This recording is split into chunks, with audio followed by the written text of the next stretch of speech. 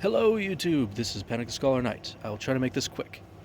Pocket Juice, 20,000 milliamp hour battery bank. Would I recommend it for going camping? No. There are better ones. Well, okay, it's fine if you want to go camping, with the caveats of you don't want to get it too hot, you don't want to get it too cold, and you don't want to get it wet. Because I've killed these in all three of those scenarios.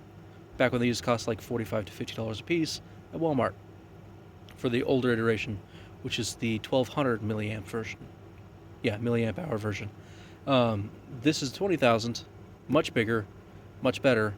So far, I'm not going to kill this, even though it costs like $20 at Home Depot. I'm not going to do any tests on that because I kind of like this.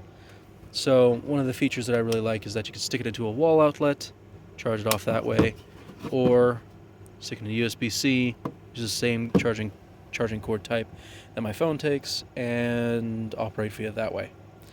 They will power USB 5-volt heating elements, two of them at the same time, which is not what the other one could do. It would overpower it and they would shut off. And you'd have to reset it by pressing the button again. But it's annoying. This one will operate on both, as long as it doesn't get too hot, because it's a much larger I'm theorizing because it's a much larger battery, so it has a much more, I guess, area to draw from, so you're not overtaxing the battery. Long term, is that going to kill it? I don't know yet. But I do like the fact that I can use two of these elements and keep myself warm without having to, get digging into the 0-degree sleeping bags or anything like that. So on cold nights or chilly nights, just to take the heat off, battery bank, heating elements, you're good to go.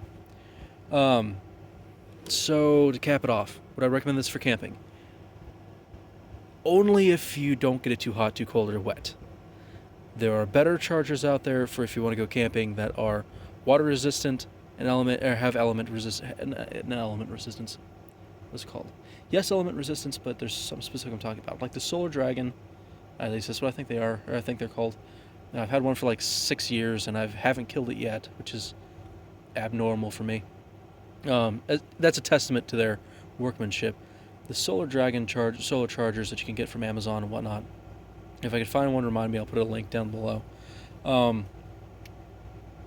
But those are better because if it gets too hot, it'll shut off, protecting the battery. If it gets too cold, it'll shut off, protecting the battery. Downside is you can't use the battery if you ever need to use it because it'll be too cold for like the heating element and whatnot. The upside is that you can't kill it because it won't let you. It's not suicidal, which is awesome. So those, like the Solar Dragons, are much better in my opinion, and there's definitely other outdoorsy related solar chargers or battery banks that are better for this than that. But if you want to go for a long distance travel and you're not worried about getting too hot, too cold, or wet, this is great. They're huge. They're just fine the way they're intended to be. But you know us, we're constantly putting things in. We're constantly putting gear in situations that it wasn't meant to be in, and somehow manages to work out just fine. Anyway, that's about all I've got for you. I try keeping this as concise as possible. I've taken this video like 10 times. So I'm going to try to get back in the swing of things. Until then, have fun. Enter catchphrase here. Toodles.